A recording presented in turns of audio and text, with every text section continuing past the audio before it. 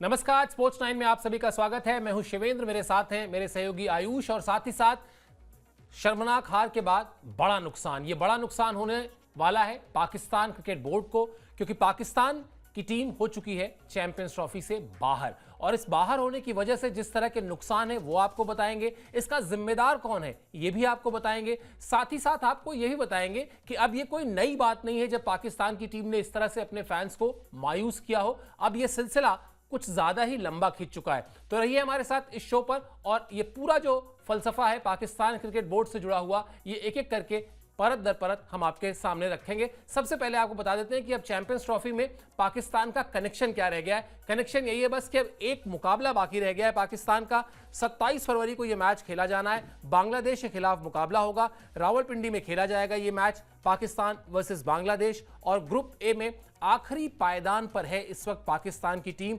Point table में बांग्लादेश से भी नीचे है। अगर कुछ थोड़ा बहुत आप कह लीजिए कि इज्जत बचानी है आयुष, तो शायद अब यही एक अप्रोच होगा। मतलब अगर इस मैच के हवाले से बात कर लें, इस मैच का पाकिस्तान क्रिकेट इतिहास में या पाकिस्तान के आवाम के लिए या पाकिस्तान क्रिकेट बोर्ड के लिए या पॉइंट टेबल के लिए, जहां से भी आप घूम फिर कर आए, लाइन यही है कि बांग्लादेश को कम से कम हराएं, ताकि वो जो ग्रुप ए में आखिरी पर फिनिश होना है कम से कम उस शर्मिंदगी से बच सकें। बिल्कुल सर, लेकिन मुश्किल ये भी लग रहा है बिल्कुल, क्योंकि बांग्लादेश की टीम जिस तरीके से खेल रही है, बड़ा मुश्किल नजर आ रहा है कि पाकिस्तान बहुत ज्यादा कोई टक्कर देगी।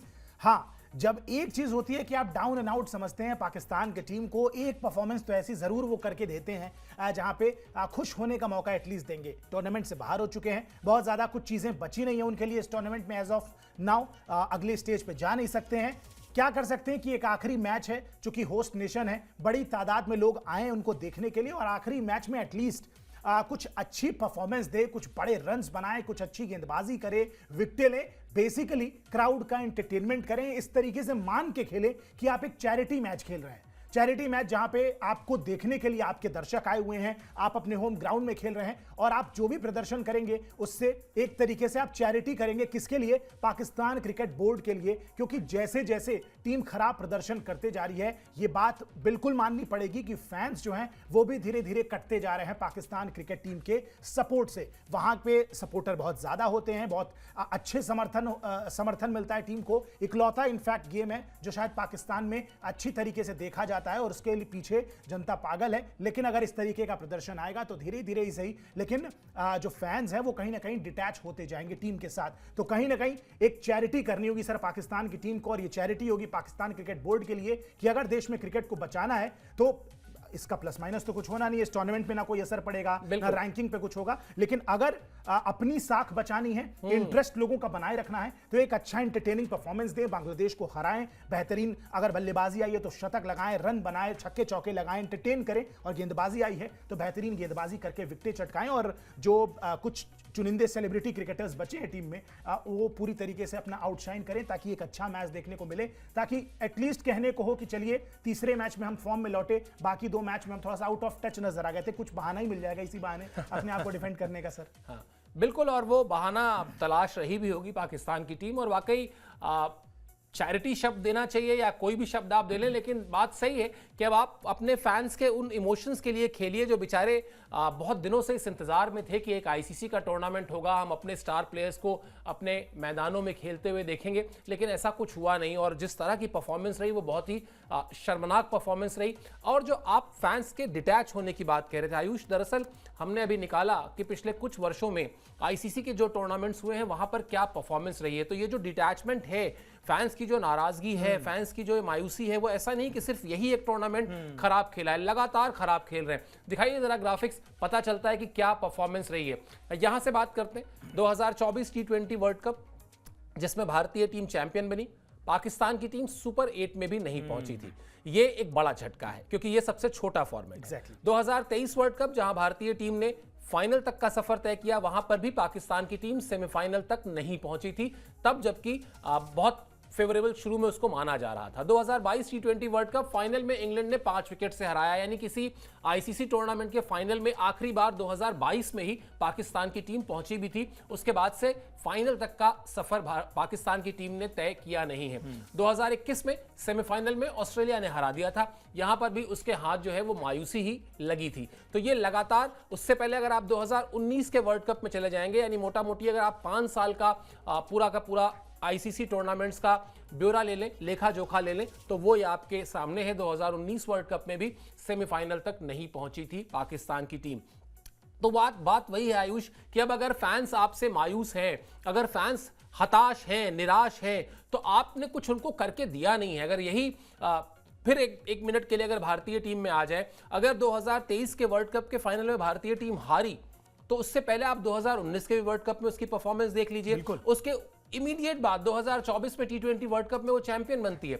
लेकिन पाकिस्तान की टीम का जो बेस्ट परफॉर्मेंस है इन 5 वर्षों में लगभग आईसीसी में, वो एक फाइनल है और वहां से भी खाली हाथ लौटे हैं। और सर जिस फाइनल में ये लोग पहुंचे थे, उस टूर्नामेंट में भी जिम्बाब्वे से इस टीम को हार का सामना करना पड़ा था। दिक्कत ये है कि कंसिस्टेंसी टीम में नहीं है।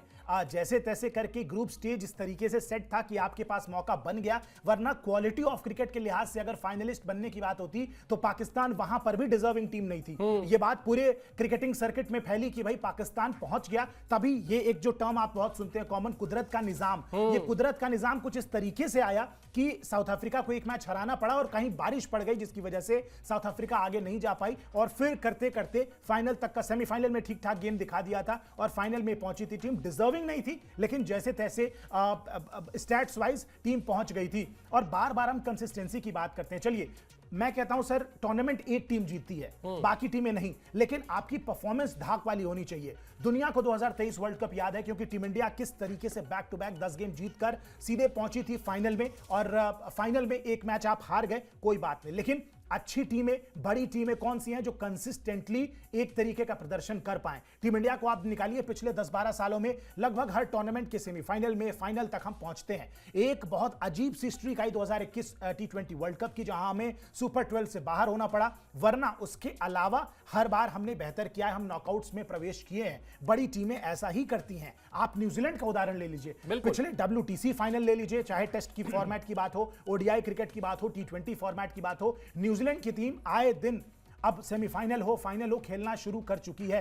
WTC का फाइनल पे ऑफ भी किया कि फाइनली हर बार सेमीफाइनल, फाइनल में जब आप पहुंचेंगे तो एक आधा ट्रॉफी आप जीतेंगे भी। ऑस्ट्रेलिया की टीम को आप देखिए, कंसिस्टेंसी ऐसी होती है। लेकिन पाकिस्तान की टीम ने जिस डिटैचमेंट की हमने बात की, और ऊपर आपके कुछ दिग्गजों के नाम भी चल रहे हैं जो हम आपको बताते हैं। अफरीदी का नाम लिखा है, आप देखेंगे, वसीम अकरम की बात हो रही है, वकार यूनिस का नाम लिखा होगा। इस तरीके के जो दिग्गज हैं पाकिस्तान क्रिकेट के, जिन्होंने लेगेसी एक अच्छी छोड़ी है, वो लगातार धराशायी होते जा रही है। आप सोचते हैं आज पाकिस्तान सबसे खराब गेम दिखाया, अगले दिन आप देखते हैं क्या कि पाकिस्तान ने एक नया स्टैंडर्ड सेट कर दिया, उससे भी बुरा खेल दिखा दिया। तो कहीं ना कहीं जब इस तरीके की परफॉर्मेंसेस एक आधा आए तो समझ में आता है, साल दर साल कंसिस्टेंटली आएंगी तो धीरे धीरे ही सही, लेकिन फैंस डिटैच होंगे ही। जो ग्राफिक्स पे हमने आपको दिखाया कि हर टूर्नामेंट में, हर एक एक करके जो टूर्नामेंट्स आते जा रहे हैं, हर टूर्नामेंट में पाकिस्तान की टीम का खराब प्रदर्शन है। एक आधा मैच जीतते हैं, लेकिन एक आधा मैच इतनी बुरी तरीके से हारते हैं और आगे अगले स्टेज तक नहीं जा पाते हैं। तो अगर ये चीजें रहेंगी तो शायद ये जो एक स्पोर्ट बचा है पाकिस्तान में,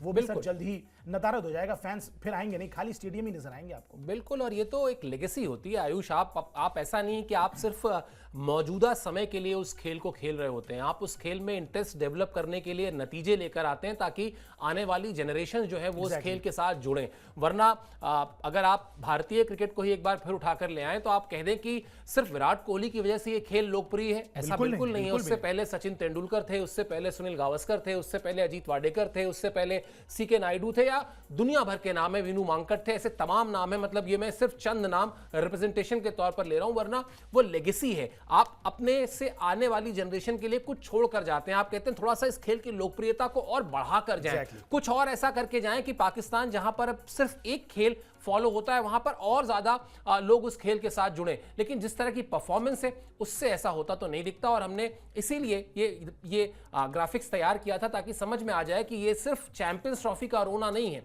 ये रोना लगातार चला आ रहा है, चाहे आप कितने समय की बात कर लें। ये ग्राफिक्स जो हम आपको दिखा रहे हैं जिसमें हम जिक्र कर रहे हैं पिछले 5 साल के आईसीसी टूर्नामेंट्स का, जहां पर एक ही बार फाइनल तक पहुंची। और सर आजकल तो हर एक साल एक बड़ा आईसीसी टूर्नामेंट हो बिल्कुल, जाता है। बिल्कुल, आप बिल्कुल। ये जो स्टैट्स भी ग्राफिक्स देख रहे हैं, आप स्क्रीन पे व्यूअर्स के लिए बताएं। सर 2024 में आईसीसी टूर्नामेंट हुआ, 23 में हुआ, 22 में हुआ, 21 में हुआ, 2020 में नहीं हुआ कोविड की वजह से, 19 में भी हुआ और उसके पहले 17 हुआ।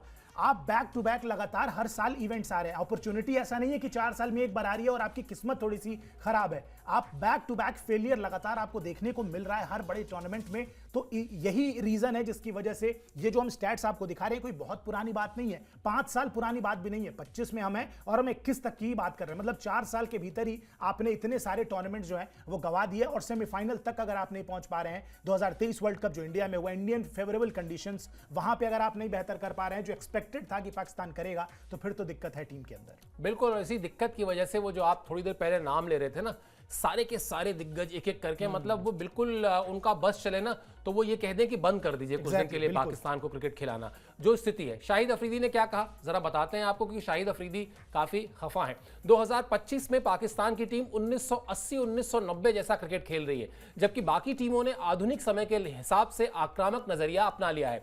जरूरत से ज्यादा डॉट बॉल खेलना हमारे लिए नुकसान साबित हो रहा है। हमें सिस्टम में पूरी तरह बदलाव की जरूरत है। हमें आक्रामक अंदाज में खेलने वाले खिलाड़ी चाहिए।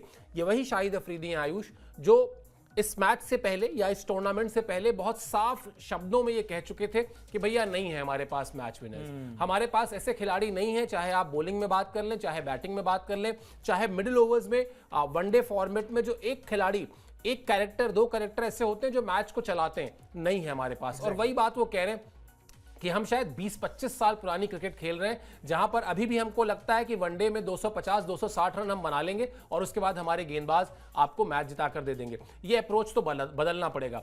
यही बात हम लोग उस दिन मैच के समय भी कर रहे थे कि भाई आपने टॉस जीता था, आपके ऊपर कोई प्रेशर नहीं था स्कोर बोर्ड का, आप चेज नहीं कर रहे थे। चेज करते वक्त आप कहते हैं कि 250 को आप 250 मानिए, 250 है तो आप उसको आप 300 मानिए, क्योंकि चेज करने का प्रेशर होता है। आपके सामने ब्लैंक था स्कोर बोर्ड और आपके सामने भारतीय टीम की गेंदबाजी में जसप्रीत बुमराह नहीं थे। आपके सामने मोहम्मद शमी ने शुरुआत किया, फिर उनको मैदान के बाहर जाना पड़ा। यानी चैलेंजेस अगर देखा जाए तो भारतीय टीम की गेंदबाजी के साथ ज्यादा थे।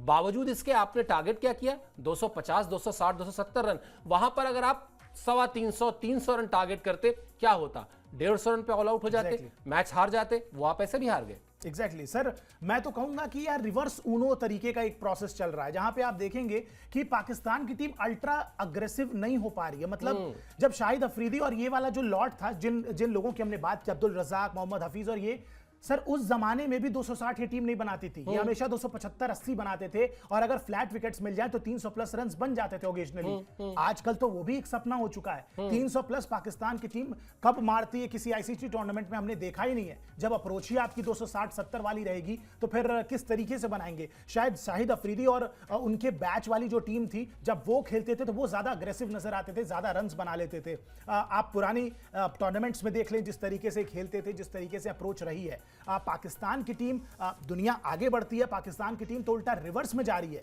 जो स्कोरबोर्ड और जो मेंटालिटी की हम बात कर रहे हैं, और स्किल तो छोड़िए सर, परफॉर्मेंस छोड़िए, माइंडसेट ही नहीं है खिलाड़ियों का। इनका माइंडसेट शुरू से ऐसा रहा है कि भाई किसका किससे कंपैरिजन कर दिया जाए, किसकी तारीफ कितनी हो जाए, सोशल मीडिया पे क्या बातें हो जाए। अगर वो चीजें आपके दिमाग में रहेंगी तो फिर परफॉर्मेंसेस नहीं निकल पाएंगी। जब टीम में यूनिटी नहीं रहेगी तो वो चीजें आपके दिमाग में नहीं रह पाएंगी। और टीम में इतने ज्यादा बड़े प्लेयर आ चुके हैं, जब हर तीसरे दिन आप एक कप्तान बदल देंगे, मैनेजमेंट बदल देंगे और फेवरेटिज्म लगातार चलेगा, तो ये चीजें स्वाभाविक है कि आएंगी, जिससे फिर परेशानी का सबब बनता है। कुल मिला के बात यह है कि पाकिस्तान की जो टीम है वो उल्टा रिवर्स तरीके से अब आगे बढ़ने लगी है, आगे बढ़ने की बजाय पीछे जाने लगी है। यही समझ में आता है जिस तरीके की माइंडसेट के साथ फिलहाल क्रिकेट खेल रही है पाकिस्तान की टीम। बिल्कुल, और इसीलिए जो बार बार हम बात कह रहे हैं ना कि इसीलिए कोई भी खिलाड़ी, वरना इससे पहले क्या होता था, टीम हारती थी तो कोई ना कोई एक खिलाड़ी आकर कहता था कि नहीं नहीं इस टीम के साथ ये चीज गड़बड़ हो गई या वो चीज गड़बड़ हो गई, या ये फेवर में नहीं आया या वो फेवर में नहीं आया, कोई ना कोई आपको साथ खड़ा हुआ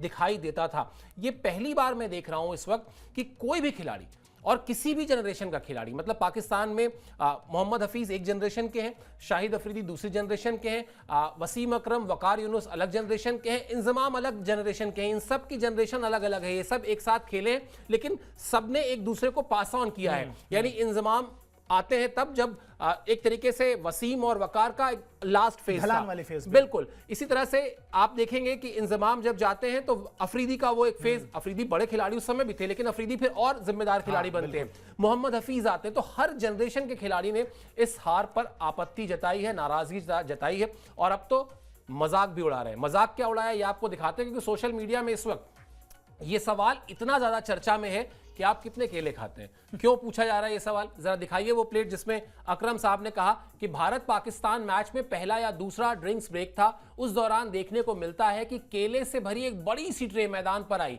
इतने केले तो बंदर नहीं खाते जितने वो खा रहे थे। हम गेंदबाजी के दौरान इतने केले खाते तो इमरान भाई हमें डांट लगाते। अब केले खाना नहीं खाना, बिरयानी खाना नहीं खाना, हंसी मजाक करना वो एक अलग इशू है, लेकिन ये दिखा। और वसीम अकरम पाकिस्तान के लीजेंडरी प्लेयर्स में से आते हैं। अगर ये बात किसी वहां के बड़े हल्के खिलाड़ी ने कही होती, जिसने एक टेस्ट मैच खेला है या 2 टेस्ट मैच खेला है, या जो हमारे यहाँ एक अंपायर है वो कहते हैं आधा पौना टेस्ट मैच खेला है तो वो इस तरह का कोई खिलाड़ी अगर ये सवाल करता तो आप इसको लाइटली उड़ा देते कि ठीक है यार वो कैमरा देख के भावुक हो गए होंगे, बोल दिया। लेकिन Wasim Akram, one of the legendary players of Pakistan, वो कह रहे हैं कि भैया कर क्या रहे थे, वहां केले खाने गए थे क्या। और ये दिखाता है कि किस तरह की झुंझलाहट है, किस तरह की फ्रस्ट्रेशन है, किस तरह की हताशा है। और सर सवाल तो ये है कि वो केले फिर खाए क्यों जा रहे हैं, क्योंकि जब आपको बिरयानी और सारी चीजें मैच के पहले और मैच के बाद खानी है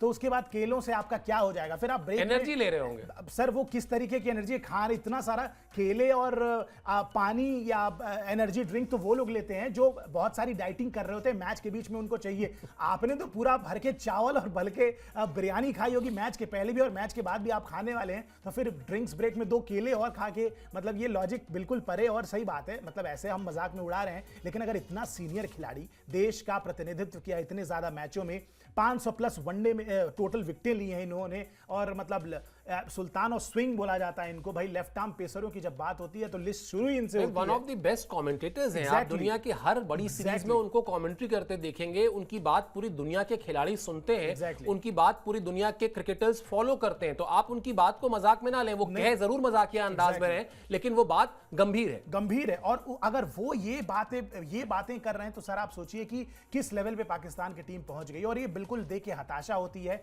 कि एज अ प्लेयर, मतलब सही बात है, अगर हमें कोई कहे कि भाई बीइंग अ जर्नलिस्ट हमारा काम क्या है, तो हमारा एटलीस्ट ये काम है कि हम देश दुनिया की खबरें जो आप तक लाते हैं तो हमें उसमें इन्वॉल्व रहना पड़ता है। किस स्पोर्ट्स में क्या हो रहा है, क्या चीजें चल रही हैं, ये हम लगातार उस पर बने रहते हैं। पाकिस्तान में या कहीं भी दुनिया में as a athlete, as a professional athlete, आपका काम क्या है? एटलीस्ट बेसिक चीज जो आप कर सकते हैं, बल्लेबाजी आउट ऑफ फॉर्म चल रही है, गेंदबाजी, फिटनेस तो आप बेसिक मेंटेन कर सकते हैं। और ऐसा नहीं है कि बहुत लंबा करियर है कि आपको 40 साल तक 30 साल तक नौकरी करनी है। नहीं, आपको 10 से 15 20 साल मैक्सिमम, अगर आपको जल्दी टीम में मौका मिल गया तो मैक्सिमम आप 20 साल तक 15 साल तक सर्व कर सकते हैं।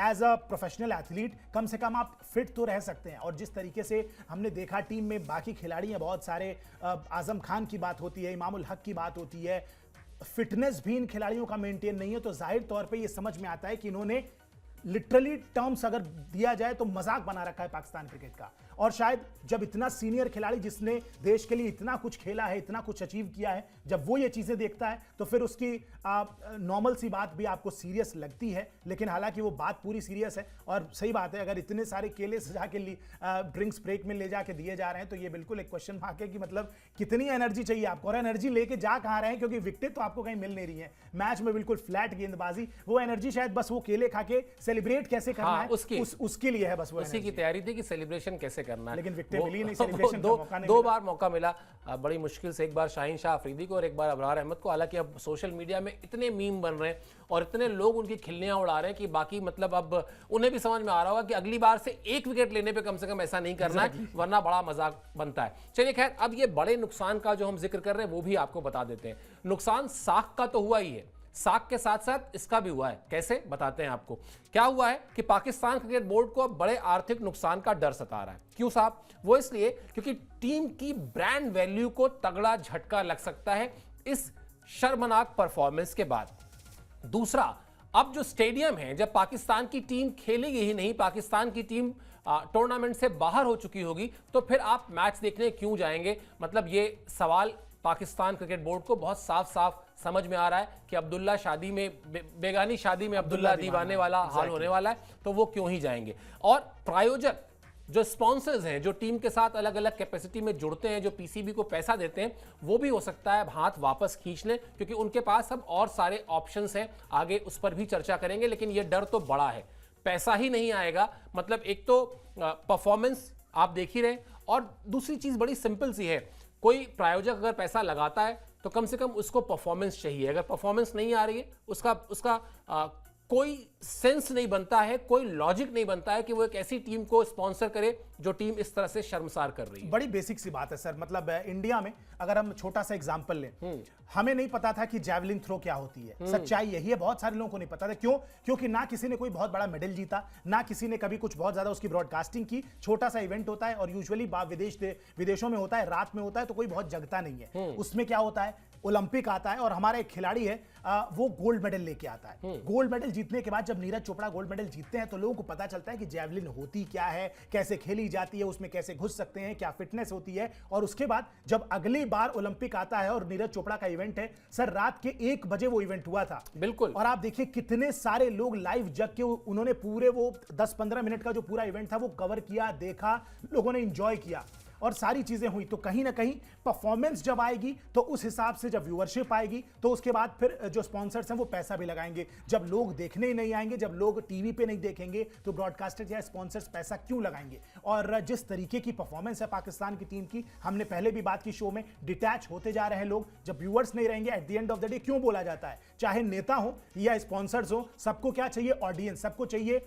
व्यूअरशिप, सबको चाहिए लोग। और जब जनता ही आपके पक्ष में नहीं रहेगी, तो फिर इन चीजों का कोई मतलब है नहीं। और यही चीज आपको देखने को मिलती है। बड़ा आर्थिक नुकसान बिल्कुल हो सकता है, ब्रांड वैल्यू खराब होगी। और जाहिर सी बात है सर, आप पुराने शोज में आप ही ने कहा था कि अगर पाकिस्तान की टीम पाकिस्तान के होम ग्राउंड में नहीं खेल रही है, तो बहुत ज्यादा लोग नहीं आएंगे देखने। बिल्कुल। और मैं एक बार को ये भी मान लेता हूं कि चलिए अगर इंडिया भी होती और पाकिस्तान में जाके खेल रही होती, इंडिया को भी देखने के लिए बहुत सारे फैंस हैं, लोग आते। बांग्लादेश होती तो शायद लोग आते, बांग्लादेश भी बाहर हो गई है। श्रीलंका की टीम होती तो भी समझ में आता। एशियन कॉन्टिनेंट की कोई टीमें बची ही नहीं है अब, तो बहुत ज्यादा समर्थन तो मिलने वाला नहीं है। पाकिस्तान के स्टेडियम्स खाली रहेंगे, तो कोई मतलब नहीं बनता है कि आप इस तरीके से करें। पीएसएल आने वाला है, चलिए आपको अगली आईसीसी टूर्नामेंट की मेजबानी मिले ना मिले, दैट्स अ डिफरेंट केस, लेकिन पीएसएल तो आपका साल दर साल चलेगा। उसमें भी आपको स्पॉन्सरशिप अगर नहीं मिलेगी, तो फिर वही है कि वो ड्राफ्ट सिस्टम बनाना पड़ेगा, खिलाड़ियों का आप बजट नहीं बढ़ा पाएंगे, ब्रॉडकास्टिंग की क्वालिटी नहीं बढ़ा पाएंगे, और फिर उससे व्यूअर्स नहीं आएंगे। तो कहीं ना कहीं परफॉर्मेंस के दम पे ही बहुत सारी चीजें इंटरलिंक्ड हैं। आप अगर डॉट्स कनेक्ट करेंगे तो आप समझ पाएंगे। और यही एक बहुत बड़ी मतलब एक इशारा है कि आपको बहुत बड़ा आर्थिक संकट हो सकता है क्रिकेटिंग टर्म्स में पाकिस्तान को। बिल्कुल। और आपने नीरज चोपड़ा का जो एग्जाम्पल दिया, एक ओलंपिक से दूसरे ओलंपिक के बीच में नीरज चोपड़ा के पास अपने पास कितने सारे स्पॉन्सर आ चुके थे, वो हम भी जानते हैं। वो टीवी पर आपको शायद if I am not wrong एक समय पे 22 स्पॉन्सर्स, इसीलिए मैं कह रहा हूं कि वो स्पॉन्सर्स भी उनके साथ आ चुके थे। चलिए, पाकिस्तान में मार्केटिंग के एक्सपर्ट हैं, एडवर्टाइजिंग एक्सपर्ट हैं, उन्होंने कुछ इस तरह की बातें कही भी हैं, वो भी आपको फटाफट दिखाते हैं तो समझ में आएगा कि आखिर ये चिंता क्यों है। ताहिर रजा एडवर्टाइजिंग एक्सपर्ट हैं, वो कह रहे हैं ये कहना आसान है कि पाकिस्तान में क्रिकेट से प्रायोजक अपने आप जुड़ जाते हैं, लेकिन अब ऐसा नहीं है, क्योंकि फैंस, एडवर्टाइजिंग, ब्रॉडकास्ट, हर बात पर टीम का प्रदर्शन भी असर डालता है। चैंपियंस ट्रॉफी जैसे बड़े टूर्नामेंट में अच्छा प्रदर्शन नहीं करने पर प्रायोजक क्रिकेट से हाथ खींचकर संगीत, मनोरंजन जैसे दूसरे मौके तलाशेंगे। अभी पाकिस्तान सुपर लीग में इस बात की झलक दिख जाएगी। यानी वो जो बात अभी आयुष आप कह रहे थे, वही बात वहां पर एडवर्टाइजिंग के जो एक्सपर्ट्स हैं वो भी कह रहे हैं कि अब ये संकट आ सकता है कि आप पता चला पीएसएल के लिए, टीमों के लिए स्पॉन्सर करने के लिए जब ऑफर लेके गए, प्रपोजल लेकर गए, तो वहां पर भी आपको मायूसी हाथ लग सकती है। तो कैसे एक टीम की परफॉर्मेंस पूरे के पूरे उस खेल के इकोसिस्टम को बनाती है या बिगाड़ती है, यह समझ में आ रहा है। और इसीलिए पिछले 5-7 साल में जो आईसीसी के टूर्नामेंट्स में पाकिस्तान की हालत रही है, वो हमने आपको दिखाई और उस पर यह समझ में आ गया कि ये जो धीरे धीरे ग्राफ नीचे आ रहा है ना,